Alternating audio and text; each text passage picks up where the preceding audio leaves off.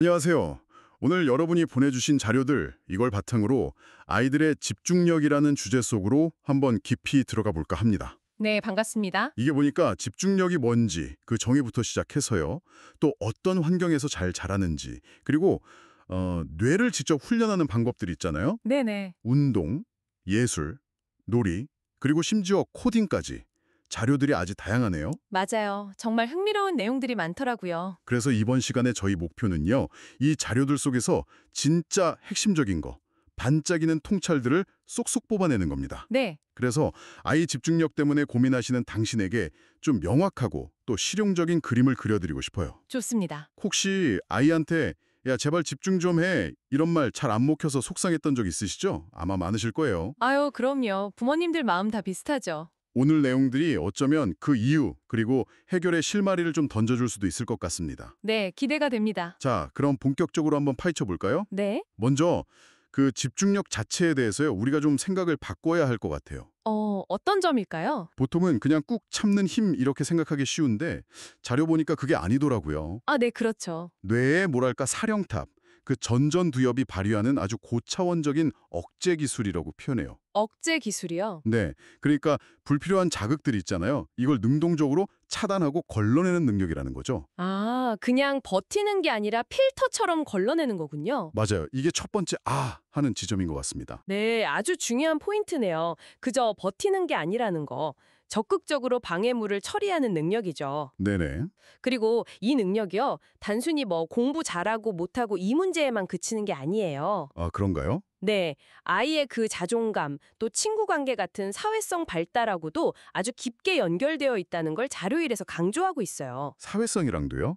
어떻게 연결되죠? 이게 집중이 좀 어려우면요, 아무래도 초기 학업이나 놀이에서 자꾸 실패 경험을 할 수 있잖아요. 아, 네. 그럴 수 있겠네요. 이게 반복되면 아이가 자기도 모르게 좀 움츠러들거나 친구들 사이에서 소외감을 느끼게 될 수도 있고요. 마음이 아프네요. 네, 그러다 보면 결국 나는 잘 못하는 아이구나 이런 부정적인 생각을 갖게 되고 심하면 학습 자체를 아예 거부하는 상황까지.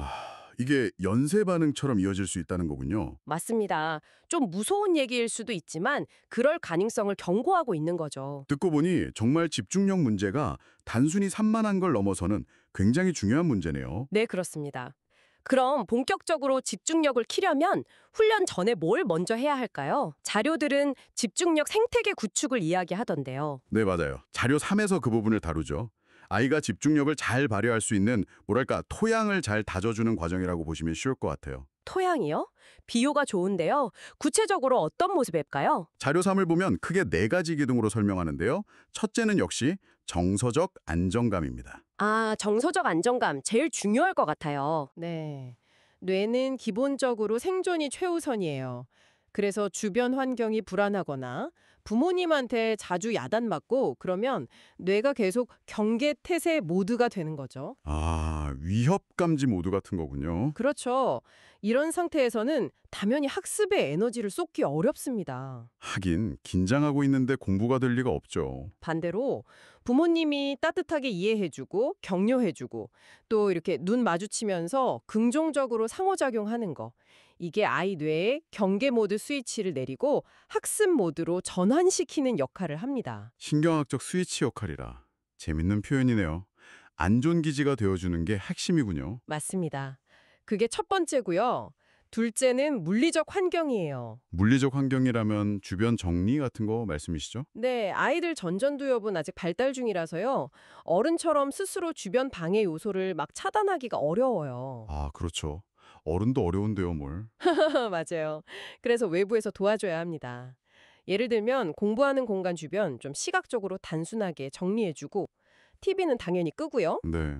심지어 부모님이 옆에서 막 휴대폰으로 통화하는 소리 같은 거 있잖아요. 그런 사소한 방해 요소까지도 좀 의식적으로 줄여줄 필요가 있다는 거죠. 아, 부모님 행동도 중요하군요. 네. 그리고 셋째는 생물학적 기반 다지기입니다. 생물학적 기반, 그건 뭔가요? 이건 뭐 충분한 잠하고 균형 잡힌 영양 공급 이런 걸 말하는 거죠. 아, 기본적인 건강이네요. 그렇죠. 잠자는 동안 뇌가 낮에 배운 걸 정리하고 또 뇌 노폐물도 청소하니까요. 규칙적인 생활 리듬 중요합니다. 영양은요? 특별히 강조하는 게 있나요? 네, 자리에자 생성에서는 단백질이 풍부한 아침 식사, 뭐 닭고기, 콩, 달걀 이런 거요. 이게 집중력 유지에 도움이 된다고 하고요. 음, 네, 아침밥이 중요하군요. 네. 그리고 오메가3 지방산, 견과류나 등푸른 생선에 많죠. 이건 뇌 건강이랑 기분 조절에 좋다고 하고요. 또 비타민, 미네랄, 채소, 과일, 유제품 이런 거요.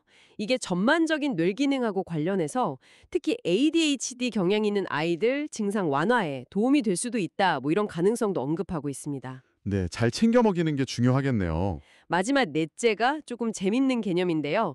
행동 형성 전략이라고 해요. 다른 말로는 부모가 외장형 실행 기능 역할을 해주는 거죠. 외장형 실행 기능이요? 그게 뭐죠? 꼭 컴퓨터 용어 같은데요? 하하, 네. 비유가 그렇죠. 음, 특히 초등학교 저학년 한 6세에서 10세 정도 아이들은 아직 스스로 계획 세우고 시간 관리하고 충동 조절하는 능력이 좀 미숙해요. 네, 맞아요. 옆에서 계속 챙겨줘야 하죠. 바로 그때 부모가 마치 외장하드처럼 옆에서 이런 기능들을 대신 좀 도와주면서 아이가 익숙해지도록 하는 거예요. 아, 아이 뇌가 아직 못하는 걸 부모가 바깥에서 도와주면서 내재화하도록 돕는 거군요. 예를 들면 어떤 게 있을까요? 네, 정확합니다. 예를 들면 숙제 계획을 아이 혼자 세워봐 이게 아니고요. 같이 앉아서 자, 오늘은 뭐부터 할까? 시간은 얼마나 걸릴 것 같아? 이렇게 같이 이야기하면서 세우는 거죠. 네네. 그리고 지시할 때도 그냥 이거 다 해놔 이게 아니라 자, 지금부터 20분 동안 수학 문제 딱 2장만 풀어보자. 이렇게 명확하고 짧게 목표를 주고 타이머 같은 거를 활용하는 거예요. 시간 제한이랑 타이머 활용. 좋네요. 그리고 아이가 약속된 시간 동안 딱 집중해서 과제를 끝냈잖아요. 그러면 그 노력 자체를 구체적으로 막 칭찬해주면서 바로 보상을 주는 게 중요해요. 와, 20분 동안 꼼짝 않고 집중했네? 대단하다? 이런 식으로요. 즉각적인 보상이군요. 네. 이런 외부의 도움닫기, 발판 같은 걸 통해서 아이는 점차 아, 이렇게 하는 거구나 하고 배우고 자기 조절 기술을 자기 것으로 만들어가는 거죠. 좋습니다. 집중력 생태계, 정서적 안정, 물리적 환경, 생물학적 기반, 그리고 부모의 외장형 실행 기능 역할까지 이 베이스 캠프가 마련됐다면 이제 진짜 뇌 근육을 단련하는 훈련 단계로 넘어가야겠네요. 네, 그렇죠. 자료들은 어떤 실질적인 방법들을 제안하나요? 첫 번째로 나오는 게 신체 활동, 즉 운동이네요. 이게 그냥 애들 기운 빼는 거 이상인가 봐요. 그럼요. 운동은 뇌한테는 거의 보약이나 마찬가지입니다. 보약이요? 네. 하버드 의대의 존 네이티 교수 연구를 인용한 자료로 보면요. 운동할 때 뇌로 가는 혈액이랑 산소 공급량이 확 늘어난대요. 네. 그러면서 신경세포들이 더 활발하게 일하게 되는 거죠. 특히 집중력하고 관련해서는 좀 차분하게 몰입할 때 나오는 SM알파라는 게 있고요. SM알파요. 네. 그리고 깨어있는 활동 상태를 나타내는 베타파, 또 깊은 학습에 빠져들 때 나오는 엠베타파 같은 특정 뇌파들이 전두엽에서 더 활성화된다고 합니다. 와, 뇌파까지 변화시키는군요. 네. 실제로 미국의 한 고등학교에서요. 영교시 체육 프로그램을 도입했대요. 아침 일찍 운동하는 거죠. 영교시 체육이요. 힘들었겠는데요? 그랬겠죠. 그런데 놀랍게도 운동 후에 학생들의 읽기 능력하고 문장 이해력이 평균 17%나 향상됐다는 결과가 나왔어요. 17%요? 와, 이건 정말 무시 못할 효과인데요? 그렇죠. 대단한 결과죠. 게다가 팔다리를 이렇게 의식적으로 조절하면서 움직이는 활동 자체가 자기 통제력을 기르는 훈련도 되고요. 네, 그렇겠네요. 운동 못지않게 예술활동, 특히 음악과 미술의 효과도 강조되고 있어요. 이건 또 어떻게 뇌를 훈련시킬까요? 먼저 음악인데요. 그중에서도 악기 연주, 특히 피아노 같은 경우에요. 이걸 뇌의 통신망을 대대적으로 업그레이드하는 작업에 비유하더라고요. 뇌통신망 업그레이드요? 네, 양손을 각기 다른 방식으로 움직여야 하잖아요. 네, 그렇죠. 왼손, 오른손 다르게. 동시에 악보를 봐야죠. 이건 주로 좌뇌가 하는 역할이고요. 또 거기에 맞춰서 감정을 실어서 표현해야죠. 이건 주로 우뇌의 역할이고요. 아, 좌뇌, 우뇌를 동시에 아주 복잡하게 쓰는 거네요. 맞습니다. 이게 좌뇌와 우뇌를 연결하고 협응시키는 아주 고강도의 총합훈련인 셈이죠. 이 과정에서 실제로 좌뇌랑 우뇌를 잇는 신경 다반, 뇌량이라고 하는데요. 이게 물리적으로 더 튼튼해지고 두꺼워진다고 합니다. 뇌량이요. 물리적으로 변한다고요? 네, 한 연구에서는 피아노 레슨을 받은 초등학교 2학년 아이들 뇌량이 실제로 커졌고요. 그중 절반 정도가 4학년 수준의 문제를 풀 정도로 학업 성취도까지 향상되는 결과를 보였다고 해요. 와, 피아노가 그냥 치는 게 아니었네요. 정말 뇌 운동이군요. 그럼 미술은요? 미술은 또 어떤 매력이 있을까요? 미술 활동은 좀 다른 매력이 있죠. 정서적인 안정감을 주고 주의력을 높이고 또 충동성을 좀 가라앉히는데 효과적이라는 점이 주목할 만해요. 아, 정서 안정과 충동성 감소요? 네, 특히 ADHD 성향을 보이는 아이들에게서 그 효과가 더 두드러진다는 연구 결과들이 있습니다. 오, 정말요? 네, 예를 들어서 7세 ADHD 아동들을 대상으로 미술 치료를 20번 진행했더니 주의 집중 관련 문제 점수가 거의 절반 가까이 줄었대요. 44점에서 22점으로요. 와, 거의 절반이요. 대단한데요. 네, 그리고 충동성 점수도 18점에서 11점으로 눈에 띄게 감소했다는 보고가 있습니다. 왜 그런 효과가 나타나는 걸까요? 아마도 그 흙이나 물감 같은 다양한 미술 재료들이 아이들의 호기심을 자연스럽게 자극하잖아요. 네, 그렇죠. 만지고 느끼고. 그리고 뭔가를 만들거나 그림을 그리는 그 과정 자체가 감정을 좀 편안하게 이완시키고 차분하게 몰입하도록 돕기 때문이 아닐까 싶어요. 그렇군요. 음악은 뇌 협응 능력 트레이닝이라면 미술은 정서 안정을 통한 집중력 향상이네요. 흥미롭습니다. 네, 각각의 매력이 있죠. 자, 마지막 훈련법으로 놀이 기반 학습이 나옵니다. 이게 그냥 재밌게 노는 거랑 어떻게 다르죠? 정말 훈련이 될까요? 네, 아주 효과적인 훈련이 될 수 있습니다. 사실 부모님이 옆에서 집중해, 집중, 계속 이렇게 말하는 건요. 아이 뇌한테 의식적으로 노력하라고 압박하는 방식이잖아요. 이걸 하향식 통제라고 하는데 네, 이건 에너지가 엄청 많이 들어요. 아이도 금방 지치기 쉽고요. 그렇죠. 잔소리 같기도 하고. 맞아요. 그런데 반대로 아이가 진짜 좋아하는 활동, 뭐 예를 들어 공룡이나 곤충에 푹 빠져 있을 때 생각해 보세요. 아, 그럴 땐 정말 시간 가는 줄 모르죠. 그렇죠. 누가 시키지 않아도 저절로 주의가 그쪽으로 확 쏠리잖아요. 이건 상향식, 바텀업 주의라고 하는데 훨씬 자연스럽고 강력해요. 아하, 이때 아이는 흔히 말하는 그 몰입, 플로우 상태에 빠지게 되는데 놀이야말로 이 몰입을 경험하고 연습하기에 가장 좋은 방법이라는 거죠. 그러니까 억지로 주의력을 끌고 오지 말고 아이가 원래 좋아하는 그 파도를 타라는 거군요. 훨씬 현명한 접근인데요. 네, 맞습니다. 그럼 구체적으로 어떤 놀이 전략들을 자료는 제안하고 있나요? 네, 몇 가지 예를 들 수 있는데요. 첫째는 당연히 아이의 그 덕후 기질을 활용하는 겁니다. 덕후 기질이요? 네, 동물을 유난히 좋아하는 아이라면 동물 관련 책 읽거나 다큐 보거나 동물 모형 갖고 놀면서 자연스럽게 깊이 파고드는 몰입 경험을 유도하는 거죠. 네. 좋아하는 거니까 저절로 집중하겠네요. 그렇죠. 둘째는 약간의 전략이 필요한 게임들을 활용하는 거예요. 바둑, 체스, 오목, 장기 같은 거요. 아, 보드게임 같은 거요? 네, 이런 게임들은 상대방 다음 수를 예측해야 하고 내 전략을 계속 유지해야 하니까 지속적인 주의력하고 계획 능력을 자연스럽게 요구하게 됩니다. 그렇겠네요. 머리를 써야 하니까. 셋째는 따라 만들기 활동입니다. 레고 설명서 보고 똑같이 만들거나 그림 보고 따라 그리는 거요. 아, 그거 애들 많이 하죠. 네, 근데 이게 생각보다 고도의 집중력을 필요로 해요. 목표물이랑 내가 지금 만들고 있는 걸 계속 비교해야 하잖아요. 네, 맞는지 틀리는지. 그러면서 잘못된 부분 찾아내고 수정하고 이 과정 자체가 아주 강도 높은 지속적 주의력 훈련이 되는 겁니다. 그냥 만드는 게 아니라 계속 비교하고 수정하는 과정이 훈련이군요. 네, 이런 활동들 속에서는 집중이 해야 할 숙제가 아니라 재미있는 활동의 자연스러운 결과물이 되는 거죠. 와, 레고 따라 만들기가 그렇게 대단한 훈련이었다니. 우리 아이 레고 할 때 옆에서 좀 다르게 봐야겠어요. 하하, 네. 응원 많이 해주세요. 자, 그런데 여기서 정말 흥미로운, 어쩌면 좀 논란이 될 수도 있는 주제가 등장합니다. 바로 코딩인데요.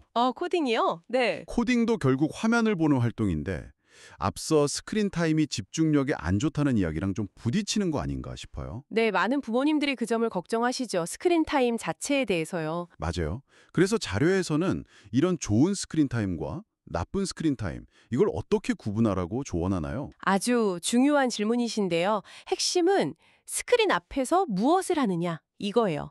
즉 스크린 타임의 질을 봐야 한다는 거죠. 질이 중요하다. 네, 자료들은 명확하게 선을 긋습니다. 그냥 멍하니 짧은 영상들, 틱톡이나 유튜브 쇼츠 같은 거 넘겨보거나 단순 반복적인 게임하는 거, 이런 수동적인 소비는 집중력을 오히려 갉아먹지만요. 네. 코딩처럼 명확한 목표를 가지고 논리적으로 문제를 해결해 나가는 능동적인 창작 활동은 오히려 집중력을 훈련시킨다는 겁니다. 아, 소비가 아니라 창작 활동일 때요? 그렇죠. 코딩은 본질적으로 컴퓨터한테 내 생각을 논리적인 순서대로 전달하는 일종의 문제 해결 활동이에요. 네. 그런데 컴퓨터는 아시다시피 조금의 애매함이나 오류도 용납 안 하잖아요. 그렇죠. 아주 정확해야죠. 그래서 코드에 아주 작은 실수, 버그라고 하죠. 버그라도 하나 생기면 아이는 그 원인을 찾으려고 자기가 짠 코드 전체의 논리 흐름을 처음부터 끝까지 다시 꼼꼼하게 살펴보고 추적해야만 해요. 아, 그 과정 자체가 엄청난 집중을 요구하겠네요. 네.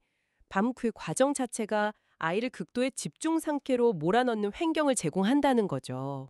아, 그냥 화면을 보는 게 문제가 아니라 그 시간에 뇌가 어떤 인지 활동을 하느냐, 그게 관건이군요. 맞습니다. 어떤 자료에서는 코딩을 뇌의 CEO, 즉 실행 기능을 위한 고강도 부트캠프라고까지 표현했던데요. 이건 좀 강력한 비유인데요. 네, 저도 그 표현 보고 인상 깊었는데요. 이게 과장이 아니라는 걸 보여주는 흥미로운 연구 결과가 있어요. 이탈리아에서 초등학생들을 대상으로 한 연구인데요. 오, 어떤 결과인가요? 놀랍게도요. 단 한 달 동안 총 8번 코딩 활동에 참여한 아이들이 있었어요. 이 아이들의 실행 기능, 특히 집중력의 핵심인 충동 억제 능력하고 계획 능력, 이게 향상된 정도가요. 네. 무려 7개월 동안 일반적인 학교 수업을 통해서 얻어지는 향상 수준과 비슷하거나 오히려 더 높았다는 결과가 나왔습니다. 와, 한 달 코딩이 7개월 학교 수업 효과랑 맞먹는다고요? 정말 놀라운데요? 그렇죠. 특히 코딩 과정에서 필연적으로 겪게 되는 그 디버깅, 오류 수정하는 과정이요. 이게 핵심적인 훈련 메커니즘으로 작용한대요. 디버깅 과정이요? 네. 한번 상상해 보세요. 코딩하다가 문제가 딱 발생해요. 버그. 그럼 아이는 아, 짜증나 하고 딱 포기하고 싶은 충동을 억제해야 하죠. 네, 그렇죠. 그리고 어디서부터 잘못됐을까? 논리적으로 원인을 찾아볼 계획을 세우고 자기가 짠 코드 순서를 기억해내서요. 네네. 수정한 뒤에 다시 시도하는 거죠. 이 실패, 억제, 계획, 재시도로 이어지는 빠르고 즉각적인 피드백 순환. 이게 전전두엽, 즉 뇌 CEO를 아주 효율적으로 단련시킨다는 겁니다. 와, 실패하고 그걸 수정하는 과정 자체가 뇌 훈련이라니 정말 흥미로운 관점이네요. 네, 실패가 그냥 실패가 아닌 거죠. 그런데 이 코딩 훈련이 단순히 코딩 능력만 키우는 게 아니라 다른 영역에도 좋은 영향을 주는 전이 효과에 대한 언급도 있었죠. 아, 네, 맞아요. 있었습니다. 독해력이랑 관련 있다는 이야기는 정말 의외였어요. 코딩이랑 국어랑 무슨 상관인가 싶어서요. 네, 저도 그 부분이 아주 인상 깊었어요.